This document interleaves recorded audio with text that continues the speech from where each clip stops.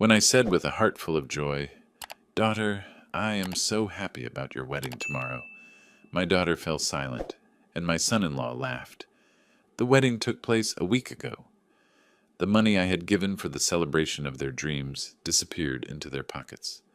A week later, they returned, begging for forgiveness, and I coldly said, "Get out of here." They were devastated. Before we continue, please subscribe to the channel and write in the comments what time it is where you are now. The roast had another 10 minutes. I checked it through the oven window, watched the juices pooling around the carrots and potatoes, then glanced at my watch again.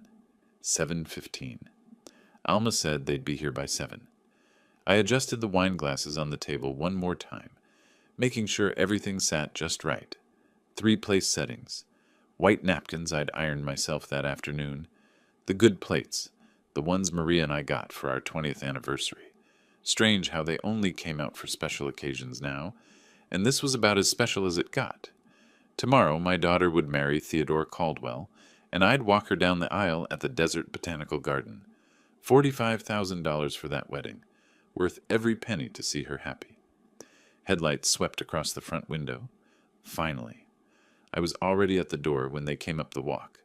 Alma looked beautiful in a cream-colored dress, her dark hair pulled back, but something in her posture felt wrong. She wouldn't look at me straight on, kept her eyes fixed somewhere around my left shoulder. "Come in, come in!" I held the door wide, reaching to embrace her. She let me, but her body stayed rigid. "Traffic bad on the 101? "Not too terrible." Theodore's voice came from behind her. He strode past both of us into my living room like he owned the place, hands in his pockets, silk shirt catching the light. Never liked how he carried himself. Too smooth, too confident in a way that had nothing backing it up. "Dinner's almost ready," I said, closing the door. "I wanted us to have this time together before tomorrow gets crazy. You know how weddings are. Once it starts, you barely get a moment to breathe." Alma finally met my eyes. Just for a second, what I saw there made my stomach drop.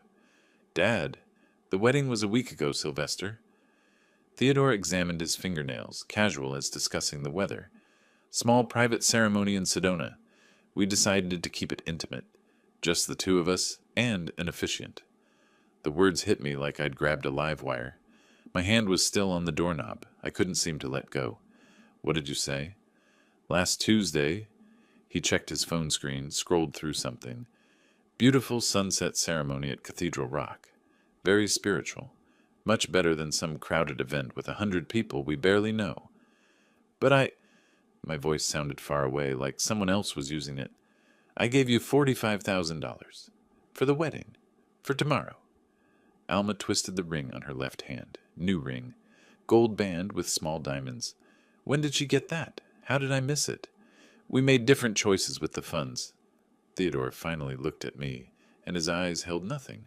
No warmth, no apology, not even the decency of discomfort. "Use the money for our honeymoon in Maui instead. 3 weeks at the Grand Wailea. Better investment in our future together, if you think about it. We're building our own life now. Time to be independent."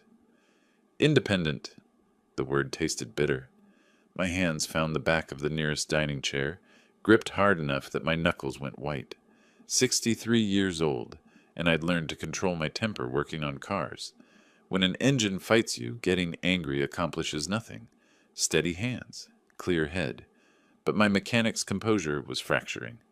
"You spent my money I gave you for a wedding I was supposed to attend, on a vacation?" "Dad, we just wanted something small." Alma's voice came out thin, uncertain. She still wouldn't hold my gaze. "Just us.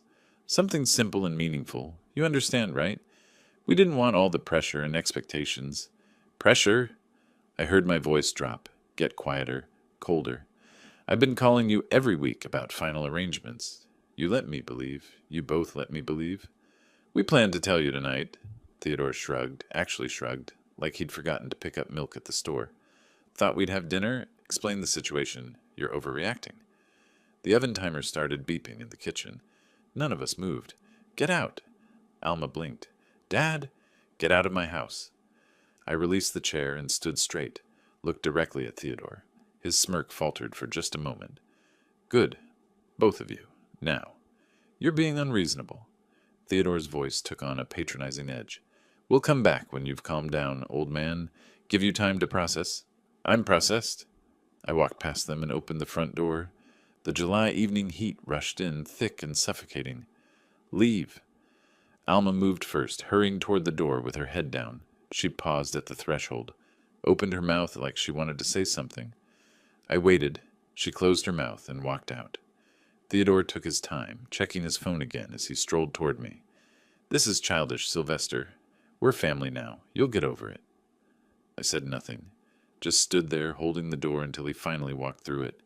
I watched them get into Theodore's Tesla, watched the headlights snap on, watched them back out of my driveway and disappear down the street. Then I closed the door, locked it. The deadbolt sliding into place sounded very loud in the sudden silence. The dining room table still held 3 place settings. The wine I'd opened to breathe sat untouched. In the kitchen, the oven timer continued its insistent beeping. I walked past it all toward my home office at the back of the house, leaving the roast to burn. The filing cabinet's bottom drawer stuck like it always did. I gave it the practiced jerk that popped it loose, pulled out the accordion folder marked Alma Financial. My desk lamp made a small circle of light in the dark office. I hadn't bothered turning on the overhead fixture. Didn't need it. The folder held everything. Every bank statement, every canceled check, every wire transfer confirmation from the past 15 years. I spread them across my desk in rough chronological order, then turned on my computer. The screen's glow hurt my eyes for a moment before they adjusted. College tuition first. Arizona State. 4 years. I pulled out the bursar's office statements, the semester payment confirmations, $28,000 for in-state tuition, room and board, books and supplies, study abroad program to Spain her junior year. That was $12,000 by itself. Total, $120,000 give or take. I opened a new spreadsheet, started entering numbers. After graduation came the startup dream. Alma wanted to launch a marketing consulting firm. She'd been so excited on the phone, talking fast about social media strategies and brand positioning. I'd driven to her apartment in Tempe, sat at her tiny kitchen table while she showed me the business plan on her laptop. Professional-looking document, charts and projections. She needed $80,000 for operating costs while she built her client base. The business lasted 14 months. I found the wire transfer receipt, dated March 2019. $80,000 straight from my business account to hers. Found the apologetic text message from October 2020. Dad, I'm closing the company. Market's too competitive. Love you. Thank you for believing in me. I entered it in the spreadsheet. Column for date, column for amount, column for purpose. Next came the Audi. She'd called me on a Saturday morning 2 years ago. Her old Honda had died. Transmission gone, not worth fixing. Could I help with a down payment? Just enough to get her into something reliable.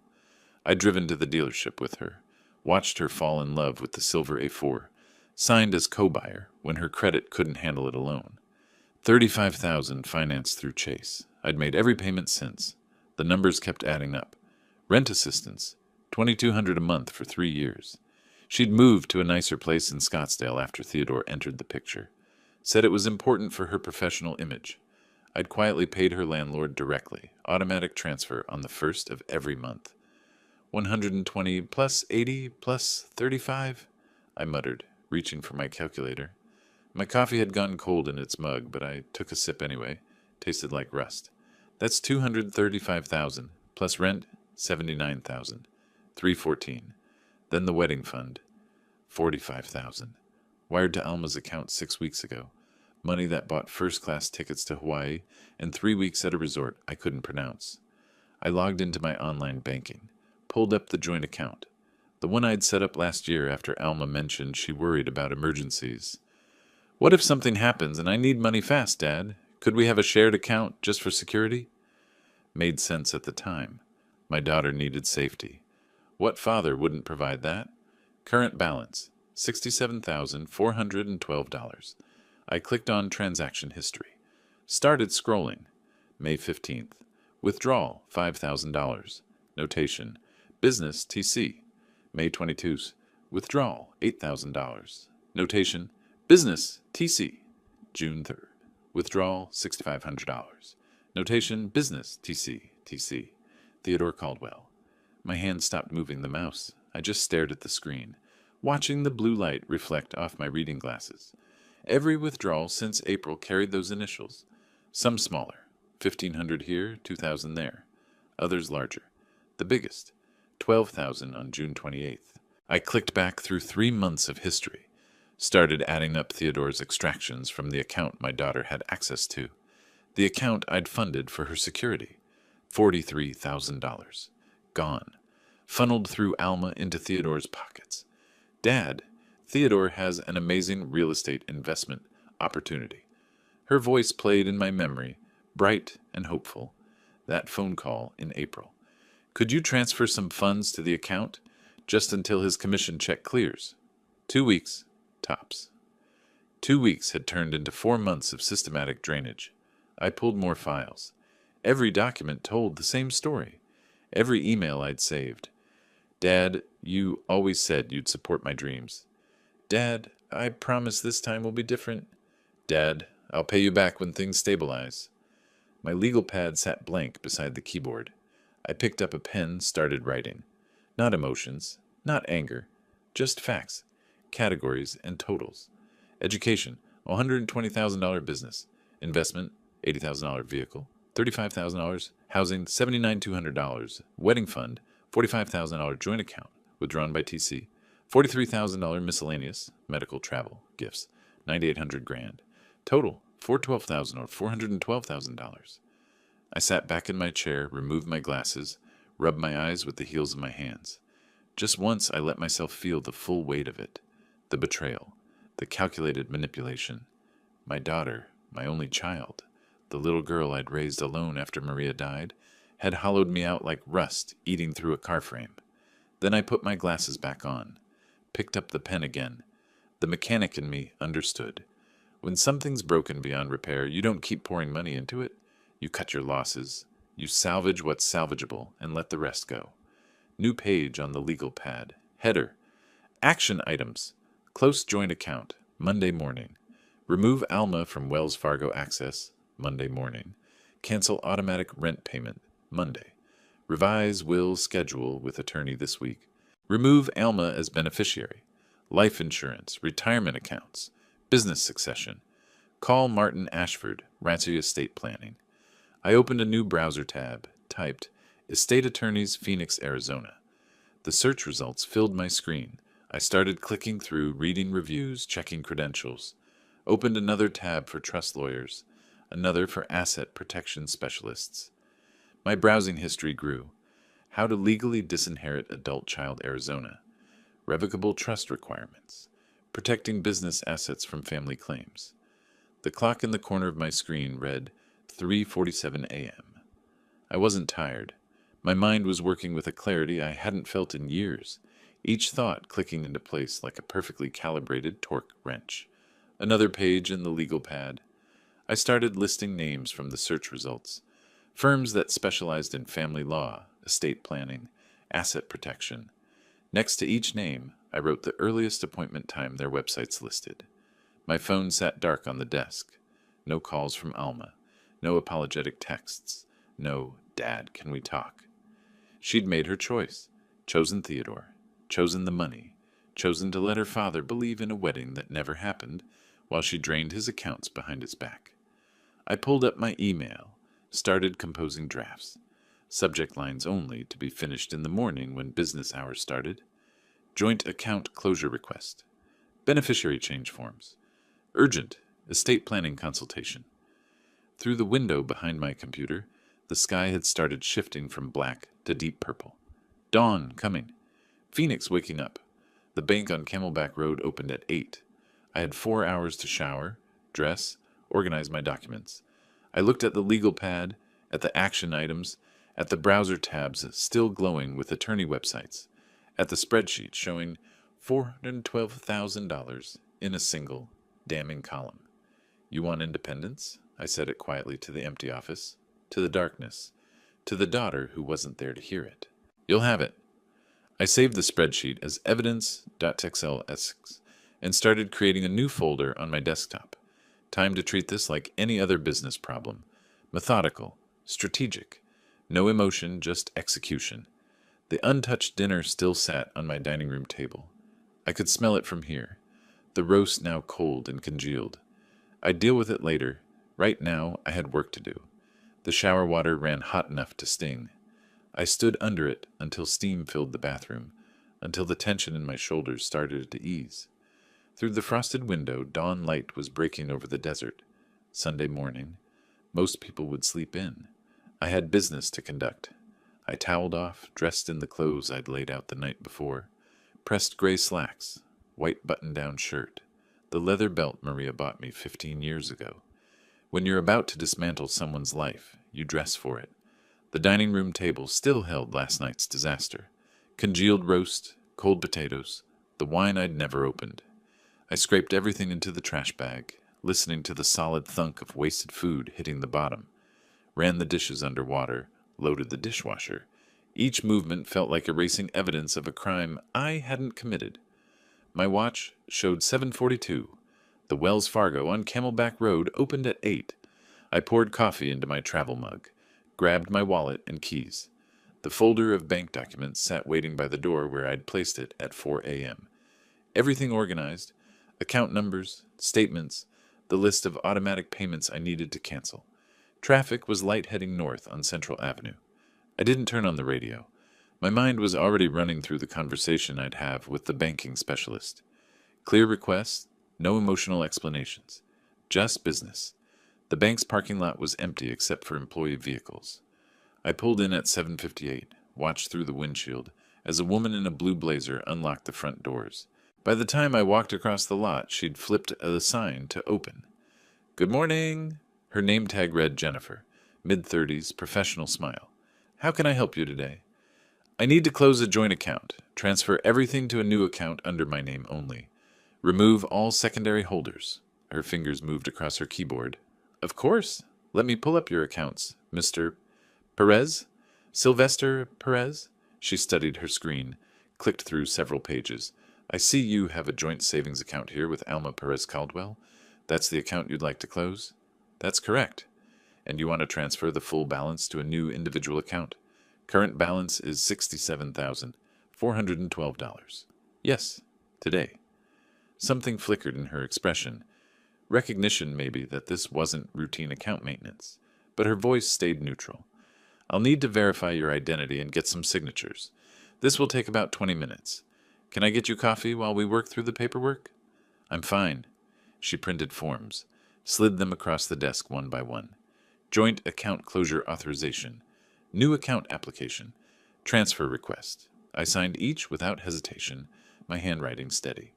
"Mr. Perez, I also see several automatic payments linked to your accounts. Would you like me to transfer those to the new account, or cancel them? All of them." Her fingers paused over the keyboard. "All automatic payments? Let me pull up the complete list." She tilted the screen so I could see. "There's a monthly rent transfer for $2,200, an auto insurance payment for $340, and a credit card auto pay for $500. You want me to cancel these as well?" "Every single one, effective immediately." "Understood." More typing. "These cancellations will process by end of business today. The account closure will be complete within 24 hours, but the funds will be available in your new account this afternoon." "That works." She printed a final confirmation page, circled the new account number with her pen. "You're all set, Mr. Perez. Is there anything else I can help you with?" "That's everything. Thank you." Outside, the Phoenix heat was already building. I sat in my truck for a moment, the folder of bank documents on the passenger seat now stamped with processing dates and confirmation numbers. First move complete. Martin Ashford's law office was 15 minutes away in a converted Victorian on 3rd Street.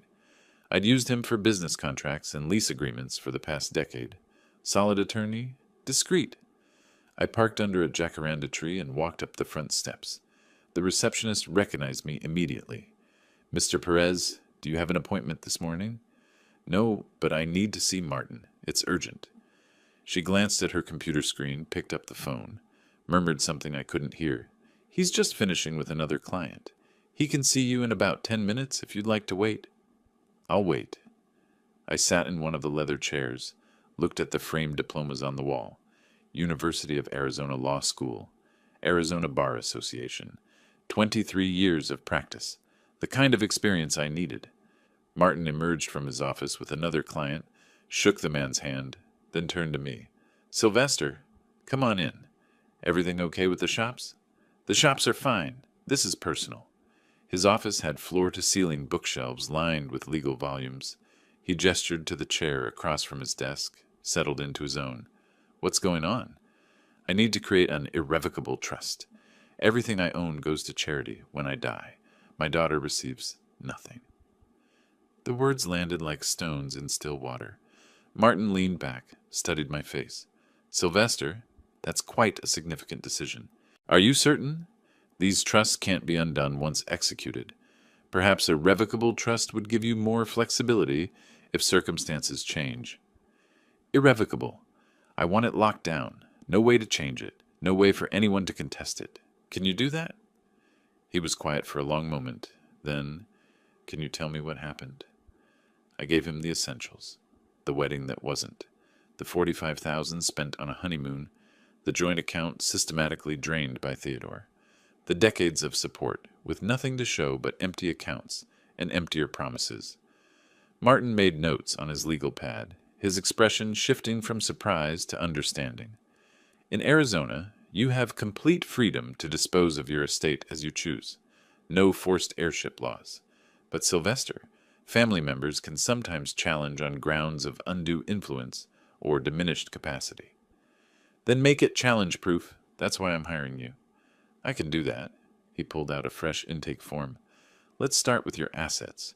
You mentioned 3 auto shops. Perez Auto Care, 3 locations in Phoenix. Total value approximately $2.1 million. Then there's my house, worth about $580,000. His pen scratched across paper. Retirement accounts, life insurance, 401k worth $400,000, life insurance policy $250,000. All currently list Alma as beneficiary. I need that changed. We'll handle that separately from the trust. Beneficiary designation changes are straightforward. He looked up. Have you thought about which charity you want as the trust beneficiary? Something related to mechanic vocational education, kids who want to learn a trade but can't afford school. I'll leave the specifics to you. I know several established foundations in that area. I'll draft the trust with a charitable purpose clause. He made more notes.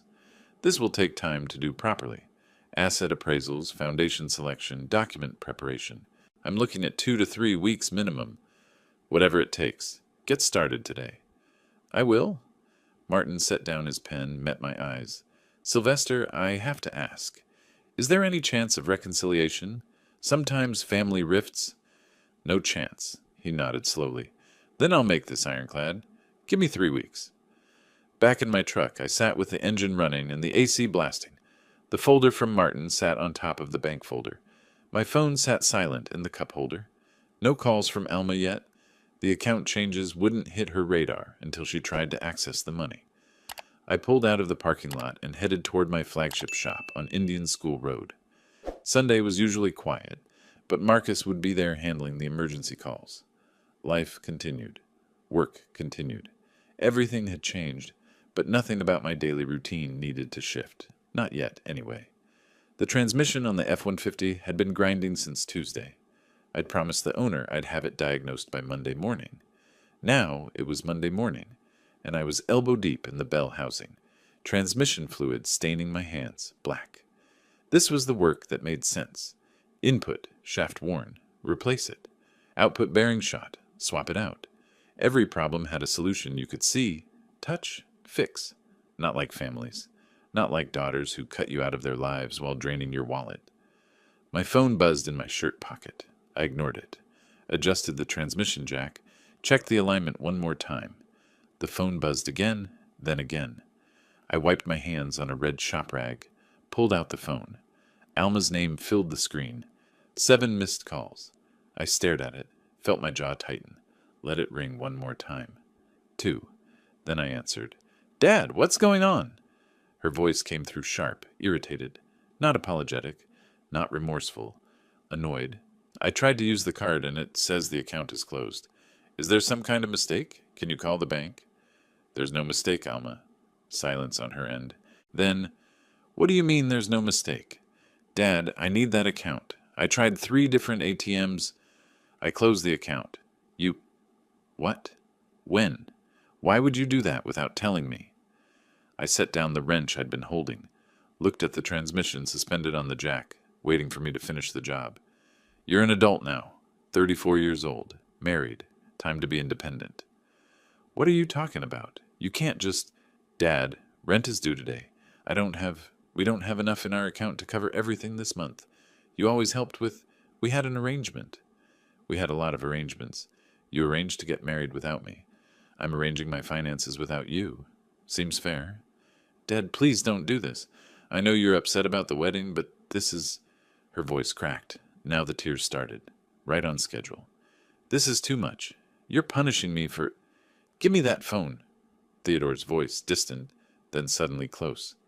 Listen, old man, you can't cut off your daughter like this. We'll sue you for financial elder abuse in reverse. We had a reasonable expectation of continued support. My attorney says we have grounds. You had reasonable expectation of attending your own wedding. Life is full of disappointments. I ended the call, set the phone face down on my workbench, picked up my wrench and returned to the transmission. It buzzed 3 more times in the next hour. I didn't look at it. By noon, my phone showed 14 missed calls, voicemails piling up, text messages appearing one after another. I finished with the F-150, moved to a Honda with a timing belt issue, let Marcus handle the customer calls, focused on the work. Around 6, I finally listened to the voicemails. Alma's voice progressing from angry to desperate. Dad, please, just call me back. We can work this out. I'm sorry, okay? Just please pick up.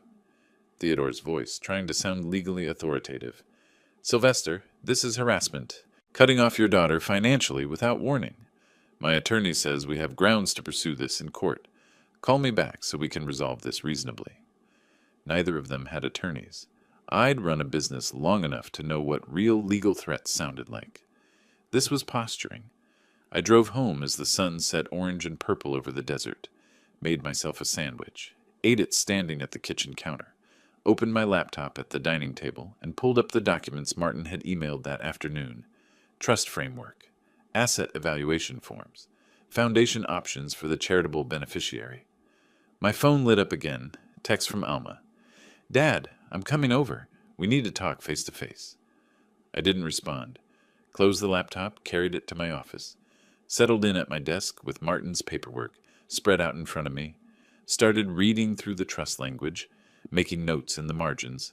The knock came just after 7:30, loud, insistent. Dad, I know you're home. Alma's voice carried through the front door. Your truck is in the driveway. Please, just open up. I stayed in my office chair, didn't move toward the door. Through the window, I could see their shapes on my front porch, Alma and Theodore, backlit by the porch light I'd forgotten to turn off. This is ridiculous. Theodore's voice, louder than Alma's. You think ignoring us solves anything? You think you can just... More knocking. The doorbell rang, shrill and persistent. Rang again. Alma's voice rose higher. 5 minutes. That's all I'm asking. 5 minutes to talk, please. I marked a clause in the trust document that needed clarification, made a note to ask Martin about the Foundation's oversight requirements. The knocking continued. Theodore's voice grew angrier, but I couldn't make out the specific words anymore. Just noise, just static. They stayed for an hour, maybe longer. I reviewed the entire trust draft, started compiling questions for Martin. Through the window, I watched Theodore pace on my porch, phone pressed to his ear. Alma sat on my front steps, head in her hands. Finally, their voices faded. Car doors slammed. Engines started. I waited until I heard them pull away before I stood and walked to my front door. A crumpled piece of paper was jammed under the doormat. I pulled it out, smoothed it flat under the porch light. Theodore's handwriting sharp and angry. You're making a mistake. We'll pursue legal action for financial elder abuse and intentional infliction of emotional distress. You've left us no choice. Below it, in Alma's rounder script, Dad, please, I love you. I'm sorry about the wedding, but you're scaring me. This isn't like you. Can we please just talk? Please? I folded the note once, twice, walked it to the recycling bin in my garage, dropped it in. My phone rang as I walked back inside. Alma again. I silenced it without looking at the screen. Locked the front door, checked the back door, made sure every window was secured. In my office, the trust documents waited. I sat back down, picked up my pen, continued reading where I'd left off. The house was quiet now, just me and the paperwork and the sound of the AC cycling on and off. Outside, Phoenix settled into its summer night, dry and hot and utterly indifferent to the small human dramas playing out in its scattered homes. I worked until midnight, making notes, asking questions, building the legal fortress that would stand long after I was gone. When I finally went to bed, my phone showed 29 missed calls. I plugged it in to charge, set it face down on the nightstand, and closed my eyes. Tomorrow I'd go back to the shop, fix more transmissions, diagnose more electrical problems, keep my business running the way I'd run it for 3 decades. Alma and Theodore could pound on doors and leave notes and call attorneys who didn't exist. I had work to do. Martin's office looked different on Saturday morning, quieter. No receptionist at the desk, just the attorney and me reviewing trust documents spread across his conference table. Sylvester, to protect the trust from any challenge, we should document your prior financial support, especially that business investment. Martin tapped his pen against the legal pad. Do you have records? Every bank statement, every wire transfer, $80,000 into her startup. Good. I'd recommend hiring a forensic accountant to analyze where that money actually went. Creates an unimpeachable paper trail if anyone questions your motivations. I leaned back in my chair. You think they'll challenge? Theodore strikes me as the type who'll try everything. Better to have answers before questions get asked. By Monday afternoon, I was sitting across from David Chen in a coffee shop on Central Avenue. Mid-40s, wire-rimmed glasses, the kind of careful attention to detail I recognized from good mechanics. We both knew how to trace problems to their source. Mr. Perez, I'll need all documentation related to the business. Incorporation papers, account statements, expense reports. He pulled out a tablet, stylus ready. I'll trace every dollar and categorize expenditures as legitimate business costs versus other uses. How long? 3 to 4 days for a comprehensive report. I'll be thorough. I slid a folder across the table. Business plan Alma had shown me 2 years ago, bank statements from the startup account I'd funded, incorporation documents from the Arizona Corporation Commission, every piece of paper that proved I'd believed in her dream. David opened the folder, scanned the first few pages. I'll have results by Wednesday. The next 3 days felt stretched thin. I worked the shops, replaced a serpentine belt on a Camry, diagnosed a misfiring cylinder on a Jeep Cherokee, supervised Marcus while he tackled a transmission rebuild. Normal work. But my mind kept drifting to David's investigation and to something else, the subtle shifts in how people treated me. Tuesday morning, Frank from Desert Parts Supply made an odd comment while I was ordering brake pads. Everything okay with you, Sil? Heard you're going through some family troubles. I kept my voice level. Nothing I can't handle. Sure, just checking in. But his tone carried something new. Curiosity, judgment, hard to say. Wednesday afternoon, my phone rang while I was finishing paperwork in my shop office. David's name on the screen. Mr. Perez, I've completed the analysis. The findings are significant. He paused, choosing words carefully. Of the $80,000 you invested, I can account for less than $8,000 in legitimate business expenses. The remainder appears to have funded personal lifestyle expenditures. My grip tightened on the phone. Give me specifics. Luxury hotels, high-end dining, designer retail purchases. I've categorized everything in the report. There's also a pattern of charges in Theodore Caldwell's name, despite him not being listed as a business partner or employee. Send me everything. The email arrived 10 minutes later. I opened the PDF on my computer, started reading. Website design, $200. Business cards, $180. WeWork membership, 1 quarter, $2,400. Subtotal of legitimate business expenses, $790. Then the rest. Line after line of personal spending dressed up with vague business justifications. $4,200. Nyman Marcus, professional attire. $2,800. Montage Laguna Beach, client meeting. $650. Dominic's Steakhouse, business dinner. The business dinner was for 2 people on a Wednesday night in July. Alma's startup had no clients at that point. I knew because she'd told me she was still building her portfolio. Theodore's name appeared on dozens of transactions. Hotel charges in Las Vegas and San Diego. Premium gym memberships at Lifetime Fitness. A $13,100 charge at a luxury watch retailer with the notation Professional Accessories. $72,000. Gone. Not to build a business, but to fund a lifestyle. I printed the report, put it in a folder, set it on my desk next to the trust documents. Evidence. Facts. Numbers that couldn't be argued with. That evening I attended the Phoenix Metro Auto Repair Association meeting at a hotel conference room near Sky Harbor. 20 years I'd been part of this group, monthly meetings to discuss industry challenges, regulatory changes, best practices. I knew everyone, but tonight felt different. I walked in and conversation near the door paused, resumed a beat too late. Jerry Patterson gave me a nod, but didn't come over like he usually did. Linda Chen, no relation to David, was talking to a group by the coffee station and glanced my way, then quickly back to her conversation. Robert Mendoza finally approached me during the break. We'd opened our first shops the same year, helped each other through the learning curve, shared supplier contacts and business advice for 2 decades.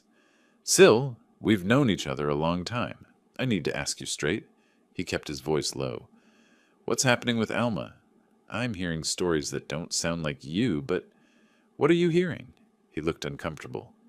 Theodore's been at a couple networking events. Says you cut Alma off completely. No warning, no conversation. Says she's struggling to pay rent, and you won't even take her calls. He's worried about her well-being. The words landed like body blows. Not because they hurt, but because I could see the calculation behind them. Theodore working the circuit, building sympathy, controlling the narrative before I'd even realized we were in a public relations battle.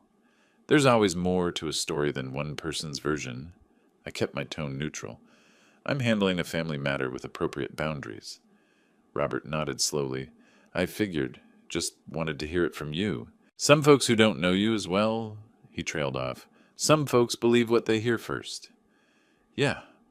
I stayed for the rest of the meeting, but didn't contribute much to the discussion. Drove home through warm August darkness, my mind working through the problem. Theodore wasn't just fighting for money anymore.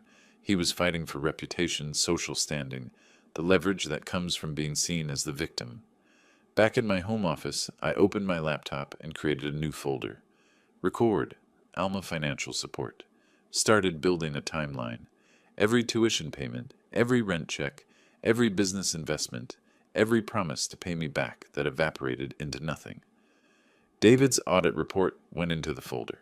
Bank statements showing the joint account drains, email exchanges where Alma asked for money with increasingly elaborate justifications. My phone lit up with a notification. Missed call from an unknown number, no voicemail. I stared at it for a moment, then went back to my documentation.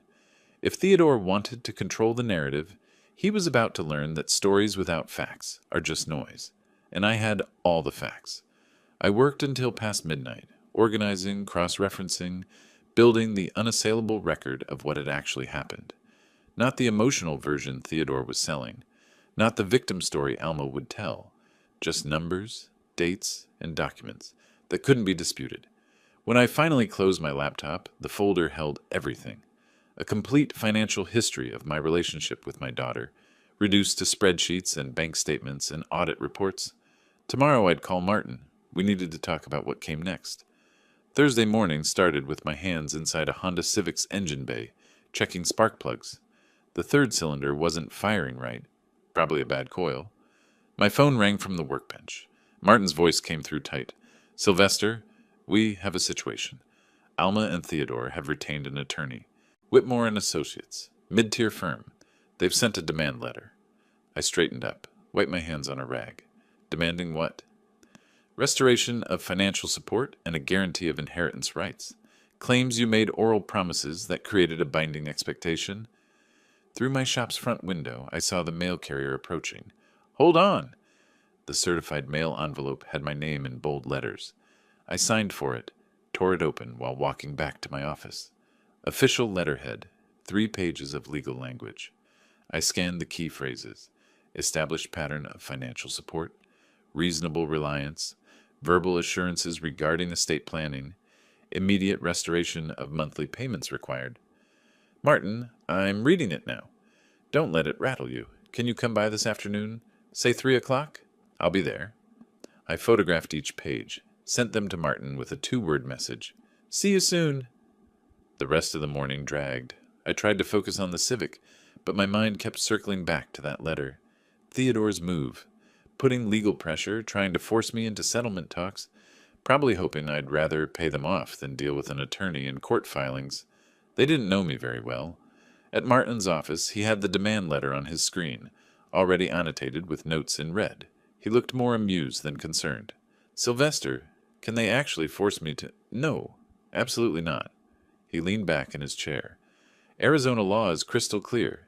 You have complete testamentary freedom. Adult children have zero entitlement to parental support or inheritance. Their attorney knows this. Then why send the letter? Intimidation. Hoping you'll settle to avoid hassle, or building a paper trail for public sympathy. He clicked to a new document. I'm drafting a response. It'll be polite, firm, and legally airtight. No obligation exists. No settlement will be offered. The trust proceeds as planned. I watched him type, occasionally reading phrases aloud for my approval. Arizona Revised Statutes, Section 14.2101, grants absolute testamentary freedom. No legal doctrine of promissory estoppel applies to informal family discussions. Mr. Perez has no legal obligation, moral or otherwise, to provide continued financial support. Perfect, I said. Martin's fingers paused. He looked at me over his reading glasses. Legally, they have nothing. But Sylvester, you should know. Legal battles and public opinion battles are different. They can lose in court and win in the community. I'm not settling. I didn't think you would. Just be prepared for them to fight dirty in other ways. I drove home thinking about his warning, got as far as my driveway before my phone started buzzing. Text messages. Multiple people.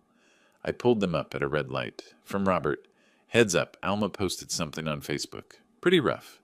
From Linda Chen, Sylvester, just saw something online. Wanted you to know. From Marcus at the shop, boss, you might want to check social media. I waited until I was home to open Facebook. Hadn't posted anything myself in probably 2 years. Just kept the account to stay connected with distant relatives and old customers.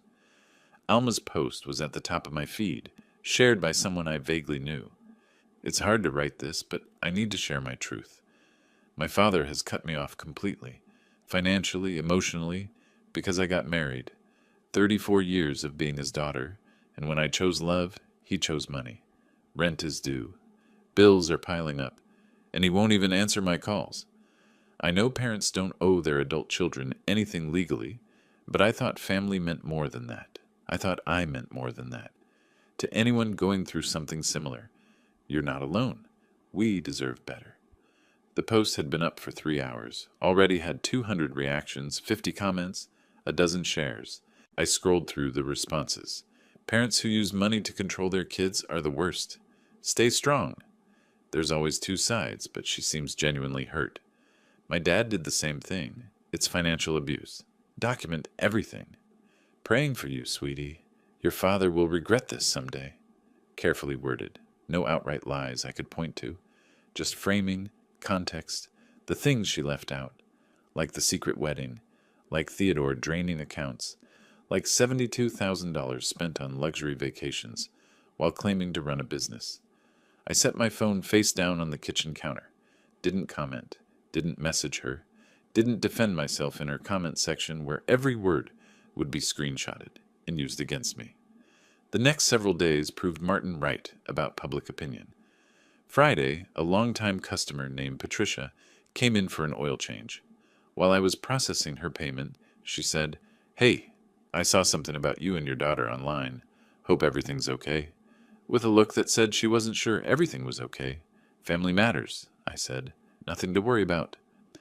Saturday at the grocery store, a woman I vaguely recognized from business networking events gave me a look, not hostile but judging, like she knew something about me now.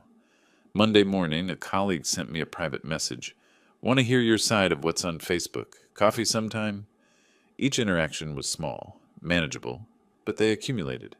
By Monday evening, I felt like I was walking through Phoenix with a target on my back, invisible to me, but obvious to everyone else. Tuesday, August 12th, I met with Rachel Kim at her downtown office. Modern space, efficient layout, certificates on the wall for notary services and trust administration. Rachel had the trust documents organized in labeled tabs, timeline chart displayed on her computer screen. Mr. Perez, I've reviewed all the documentation from Martin. The trust structure is solid. She moved through each asset with practice speed.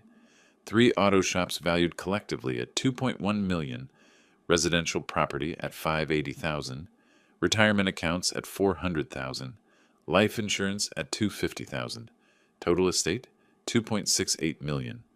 Beneficiary, Arizona Mechanical Skills Foundation to be established. No named heirs. She looked up. I can have final documents ready for signature by next Tuesday, August 19th. That's fast.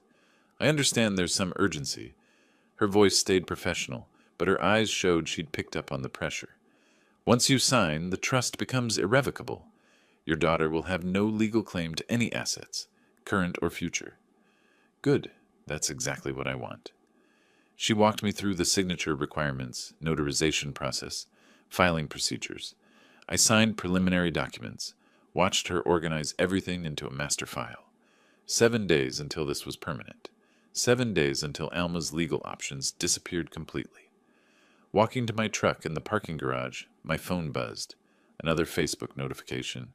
Someone had shared Alma's post in Phoenix Small Business Network, a group I'd been part of for years. 300 members. Local shop owners, contractors, service providers, all seeing her story. Her version. I didn't open the app. Instead, I texted Martin. I need a meeting. We need to go on offense. His reply came back in under a minute. Tomorrow, 9 a.m. Come prepared. I sat in my truck with the engine running and the AC blasting against August heat. Around me, Phoenix continued its normal rhythm. Cars entering and exiting the garage. People heading to dinner. The city moving forward like nothing had changed. But everything had changed. Theodore and Alma had taken this from a private family matter to a public campaign. Legal threats. Social media. Reputation attacks. They were fighting on multiple fronts, trying to find the pressure point that would make me cave. They'd find out tomorrow that pressure works both ways, and I had something they didn't. Facts. I pulled out of the parking garage and headed home. Tomorrow morning, Martin and I would plan the counterattack. I had David's audit report. I had bank records. I had evidence of every lie and every manipulation. 7 days until the trust was final. 7 days until their options ran out. I just had to hold the line until then. The question was whether they'd let me. Martin's conference room had a whiteboard covered in notes by the time I arrived Wednesday morning. Strategy flowcharts, timeline markers, legal precedents. The leather folder under my arm held David Chen's audit report and a USB drive with every bank statement I'd kept for 15 years. Sylvester, Theodore's rumor campaign has given you something valuable. People are paying attention. Martin gestured to the whiteboard. When you respond, you need to respond with overwhelming evidence. We're not defending.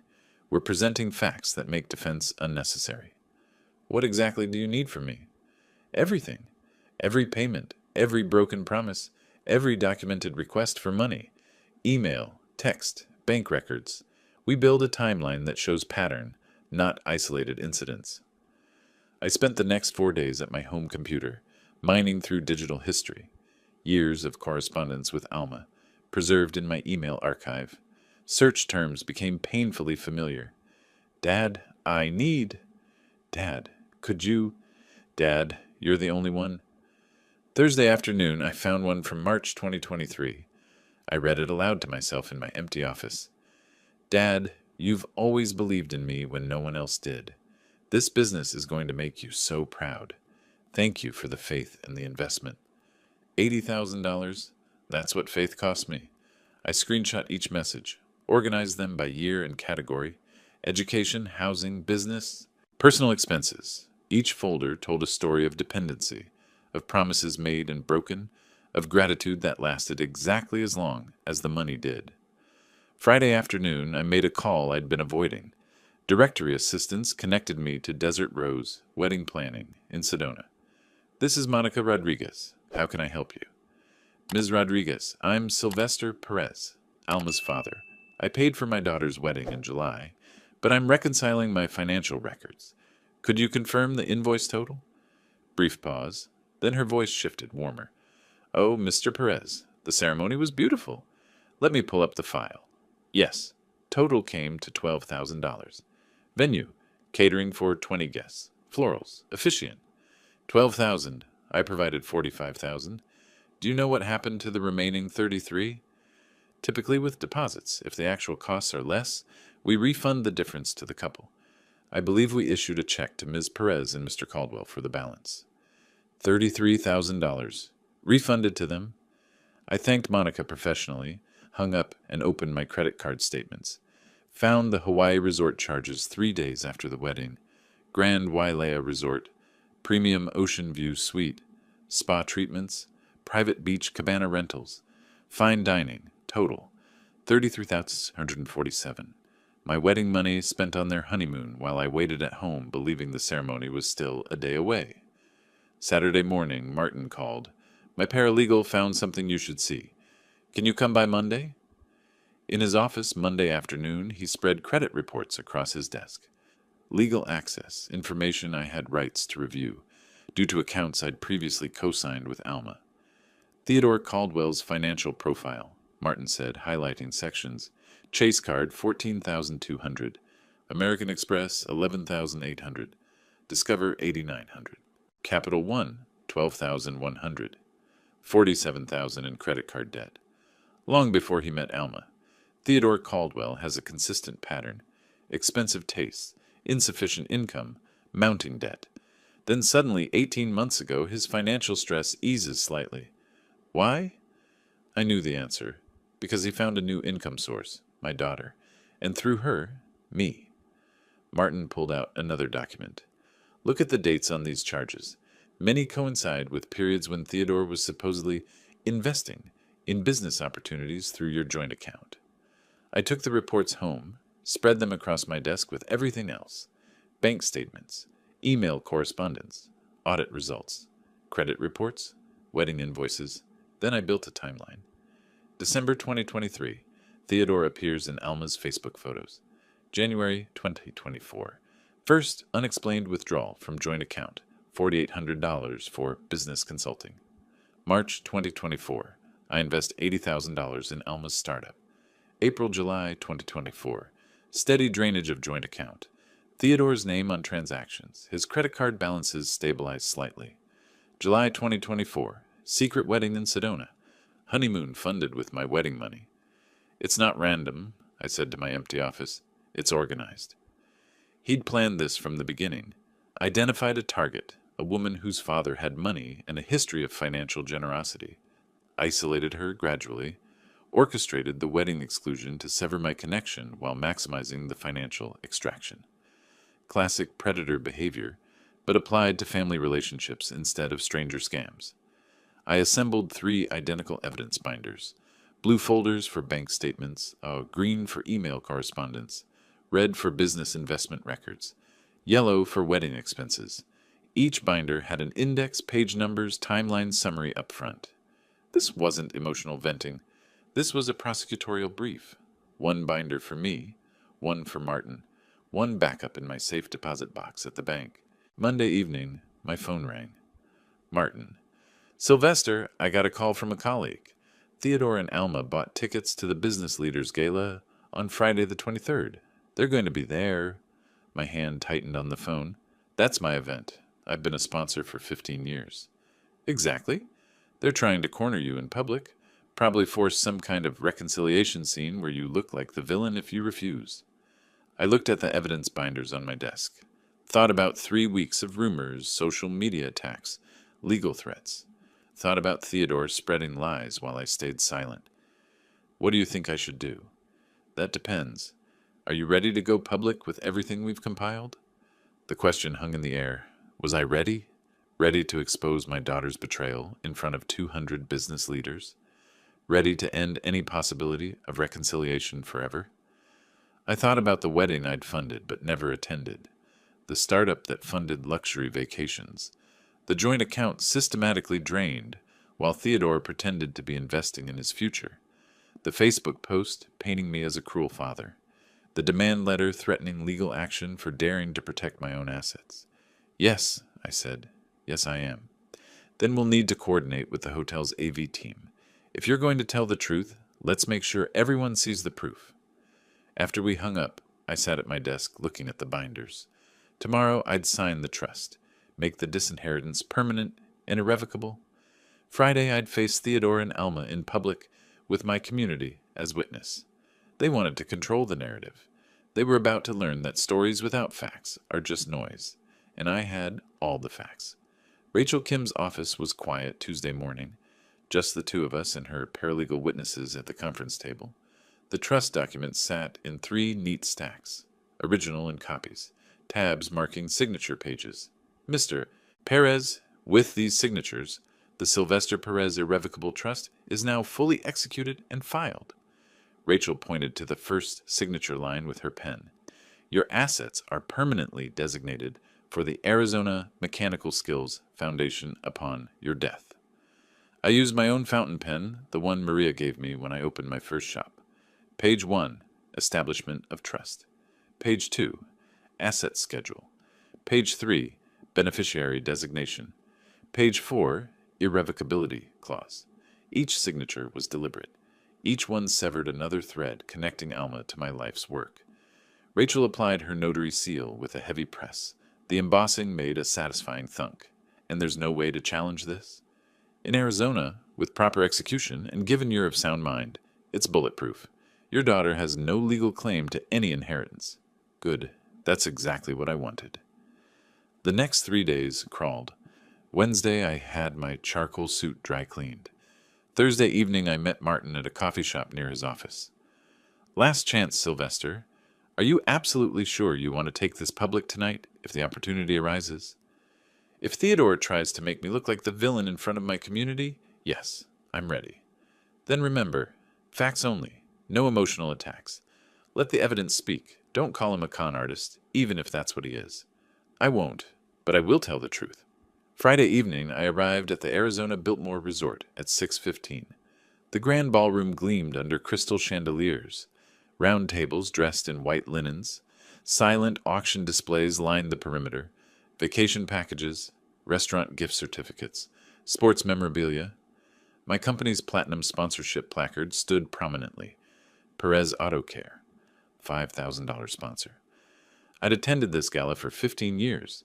Knew most faces, understood the rhythm of the evening. Cocktails, dinner, speeches, silent auction closing, dancing, professional networking dressed as social gathering. Carlos Mendoza found me near the auction tables. Sil, glad you made it. Wasn't sure after, well, some of the stuff circulating online. Here and staying, I said simply. Dinner service began at 7. Salad course, then chicken or salmon. I chose my usual table with business associates, shop owners, suppliers, a couple of insurance brokers, comfortable conversation about industry changes, Phoenix Heat, upcoming football season. Around 7:30, during the main course, I saw them enter. Theodore in an expensive suit, Alma in a designer dress. They scanned the ballroom like hunters tracking prey, spotted me, exchanged words, took seats at a back table, last-minute tickets, nowhere near premium placement. They waited, through salad, through dinner. I felt their attention like heat on my neck, but didn't turn around. Dessert arrived, chocolate mousse. The MC, a local TV personality, finished announcing silent auction closing times and stepped away from the small stage. Theodore moved. He walked to the stage, took the standing microphone, tapped it twice. Feedback, squeal. The room went quiet. I apologize for the interruption, but I need to address something important. I set my fork down carefully, wiped my hands with my napkin, waited. Many of you know Sylvester Perez as a successful businessman, a contributor to this community. I know him as my father-in-law. Theodore's voice carried false humility. His daughter, my wife, Alma, is heartbroken. There's been a misunderstanding, a family disagreement that's spiraled, and I'm asking, publicly, humbly, for healing. Sylvester, whatever happened, can we talk? Can we find forgiveness? He extended his hand toward my table. Every eye in the ballroom turned to me. The trap was sprung. Refuse, and I'm the heartless father. Accept, and I validate their narrative. I stood slowly, buttoned my suit jacket, walked between tables toward the stage. The room held its breath. Theodore handed me the microphone. He had no choice. Refusing would expose his manipulation. I looked out at 200 faces, business leaders, friends, colleagues, people who'd seen Alma's Facebook post, heard Theodore's rumors, wondered about the truth. Thank you for the unexpected opportunity to address this. My voice was calm. Theodore mentioned family. Let me tell you about family, about 34 years of being a father. Behind me, the presentation screen flickered to life. Martin had coordinated with the hotel's AV team. My timeline appeared, 1990-2024, financial support provided. I paid $120,000 for my daughter's college education, $80,000 for a business startup that never operated, $35,000 for a car, $2,200 a month for rent for 3 years, $45,000 for a wedding I was never invited to attend. The screen showed bank transfers, dates, amounts, each one highlighted. If you're doing the math, that's over $400,000. Not loans, gifts, because she was my daughter, and I loved her. Past tense, deliberate. 3 weeks ago, I learned that the wedding I'd funded had happened a week earlier, in secret. My daughter and her husband spent the wedding money on a vacation to Maui instead. Email correspondence appeared on screen, Alma's requests, her promises, her gratitude. I also learned that the business I invested in never actually functioned. The money funded luxury purchases instead. David Chen's audit results, category summaries, luxury hotels, designer clothing, premium dining. The room was absolutely silent. This week I signed an irrevocable trust. My entire estate, 3 automotive businesses, my home, all assets totaling $2.68 million, will fund vocational education for aspiring mechanics. Young people who want to learn a trade, work with their hands, build something real. I paused. Let that sink in. Not a dollar goes to my daughter. Theodore's face had gone white. Alma, at their back table, had covered her face with her hands. Theodore asked about forgiveness. Here's what I believe. Family is built on respect, not just blood, and respect requires honesty. My daughter and her husband have neither respected nor been honest with me. So I've built a new legacy, one that will help people who value hard work and integrity. I set the microphone back on its stand. Thank you for listening. Now let's get back to the reason we're here tonight, supporting this community. The applause started with one person, then spread. Within seconds, the entire ballroom was standing, clapping. Not polite acknowledgement, genuine, sustained applause. I walked back to my table. Didn't look at Theodore frozen on stage. Didn't watch as Alma and Theodore moved toward the exit, as guests turned to observe their departure, as they left the ballroom in complete silence. Martin, 3 tables away, caught my eye, nodded once. My table mate leaned close. Sylvester? I had no idea. After seeing that Facebook post, I wondered. But this is completely different. There's always 2 sides, I said. I just wanted people to know mine. My phone vibrated in my pocket. Probably Alma, probably Theodore, maybe both. I didn't reach for it. The reckoning was complete.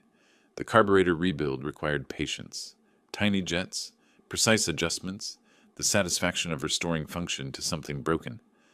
I was under the hood of a '67 Mustang, hands deep in its engine bay, when Eddie appeared at my elbow. Boss, your daughter's here. His voice carried careful neutrality. Outside, in the parking lot, with her husband. They're asking for you.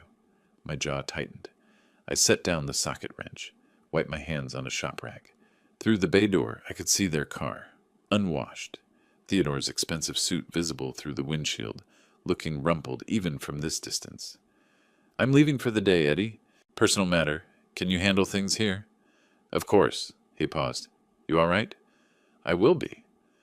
I removed my work apron, grabbed my keys, walked out the back exit, drove home using the route that avoided passing them. This wouldn't happen at my shop, not in front of my employees, not on my professional ground, my territory, my terms. When I arrived home 15 minutes later, their car occupied my driveway. I pulled into the garage, closed the door behind me, entered through the kitchen, moved through my house to the office with the front-facing window.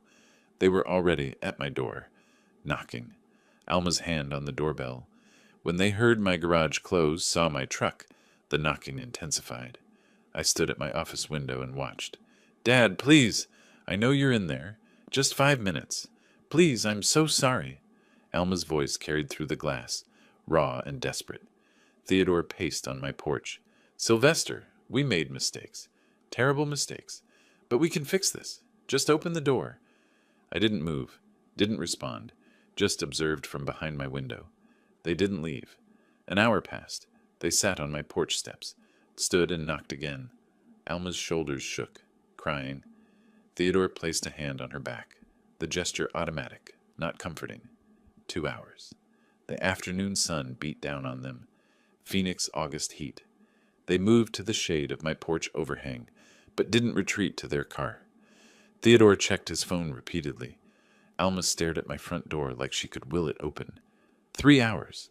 A neighbor across the street glanced over while getting mail, quickly looked away. The scene was obvious. Someone being denied entry. Someone refusing to leave. "I'm your daughter, your only child. You can't cut me out forever. Please." Alma's voice cracked on the last word.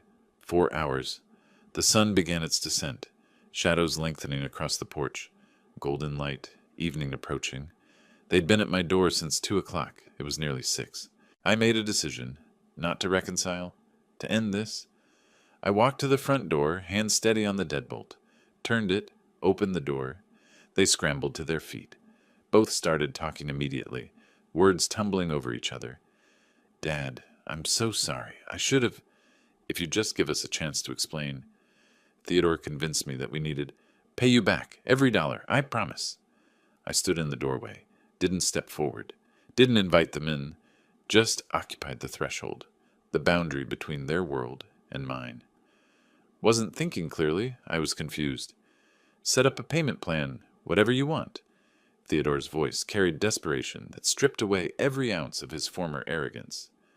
"Sylvester, I take full responsibility. This was my fault. I influenced Alma. I made bad decisions. But I'll make it right. I'll get another job. We'll pay you back. The wedding money, the startup investment, everything." Alma reached toward me. "Dad, I was manipulated. Theodore made everything seem reasonable at the time. The wedding, the money, all of it. I see that now. I was wrong to go along with it. But I'm still your daughter. That has to count for something." I let them speak. Maybe 30 seconds total. Their voices grew more frantic as my silence continued. Alma's mascara streaked her face. Theodore's expensive suit, probably the last one before repossession, hung wrinkled on his frame. Then I raised my hand. They stopped. Instant silence. "You chose your path without me." My voice was quiet, absolute. "Now live with it. Leave my property." "Dad, no! You can't! I'm sorry, please!" Alma reached for my arm. I stepped back. Her hand closed on empty air. Theodore's voice came out strangled. "Sylvester, please. We have nowhere else to... We're about to lose everything." The irony seemed lost on him. They'd already lost the most valuable thing. I said nothing more. Just looked at them. Really looked at them for what I knew would be the last time. Then I closed the door, not slammed it. Just closed it with normal pressure, maintaining eye contact until the wood blocked my view. The deadbolt slid home. Click. I stood in my entryway, hand still on the doorknob, and listened. Muffled voices outside. Alma sobbing. Theodore's low, defeated murmur. Footsteps descending porch stairs. I walked to my office window. Watched them return to their car. Alma collapsed into the passenger seat. Didn't close the door right away. Just sat there bent forward. Theodore walked around to the driver's side slowly, got in. They sat in the stationary car for several minutes, just sitting. Finally, the engine started. They backed out of my driveway, drove away down the street. I watched until their taillights disappeared around the corner. My phone rang. Martin's name on the screen. I answered. It's done. They came to your house? His voice carried concern but not surprise. They left. They won't be back. Are you okay? I stood in my office, looking at the empty driveway, the evening light painting my neighborhood in warm tones.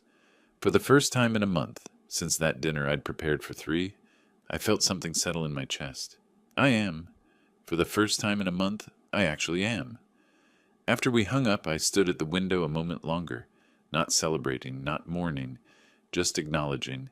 It was finished, the reckoning complete, the boundary permanent, the consequences delivered. I turned away from the window and walked to my kitchen to make dinner. Sunday morning arrived quiet. I woke naturally. No alarm, no jolt of stress. Just Sunday. Last day of August. Made coffee in my kitchen, stood at the window watching morning light spread across the desert landscape beyond my backyard. The tension that had lived in my shoulders for weeks was gone. Not replaced by satisfaction or triumph, just absence of weight. My phone sat on the counter. Text from Martin confirming our 10 o'clock meeting. Report from Eddie about yesterday's shop operations. Nothing from Alma or Theodore. I showered, dressed in jeans and a polo shirt, Sunday casual. Drove to Martin's office on 3rd Street. He'd come in on a weekend just for this meeting. That said something about the man. Sylvester, good news, though not surprising.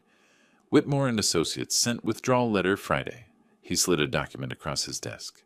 Their demand for restored financial support and inheritance guarantees is officially dropped. I scanned the legal language. Essentially, we have no case. We're done trying. Leave us alone. They finally realized they had no case. They never had a case.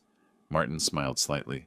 But sometimes people need to exhaust all options before accepting reality. He pulled out another set of papers. The Arizona Mechanical Skills Foundation is officially incorporated. Board of Directors includes 2 representatives from the local technical college, 1 from the State Automotive Trade Association, and an independent financial advisor. Upon your death, the foundation receives all trust assets and begins operations. When do scholarships start?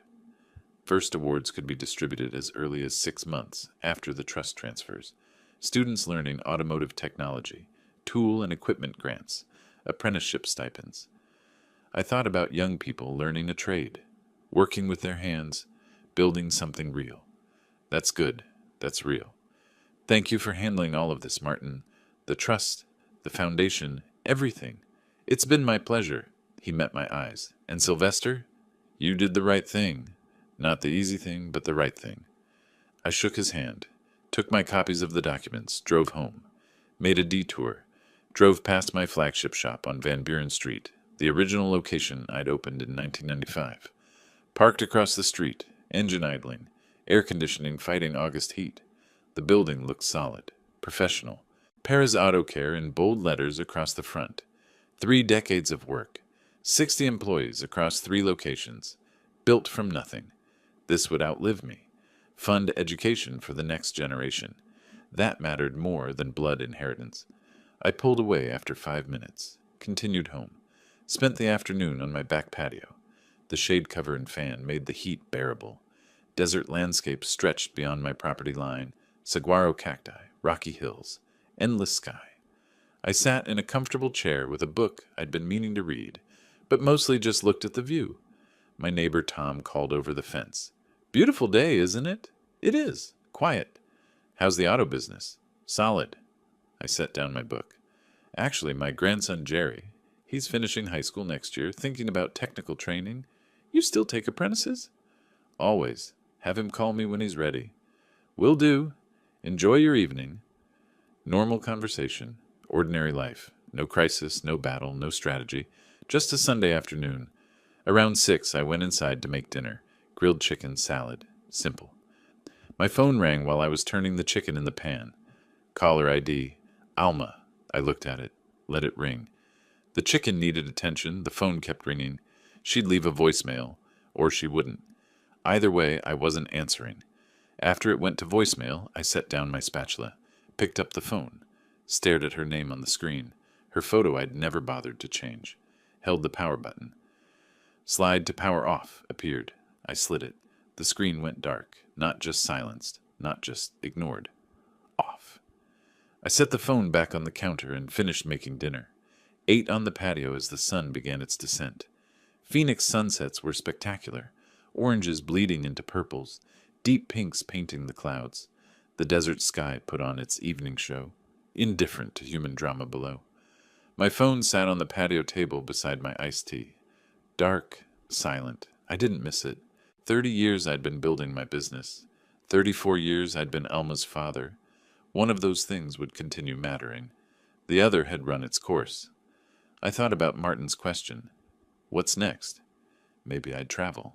Never been to the Grand Canyon despite living in Arizona my whole life. Maybe I'd expand the business. There was interest in a 4th location in Tempe. Maybe I'd even date again someday. The future was open in a way it hadn't been for decades.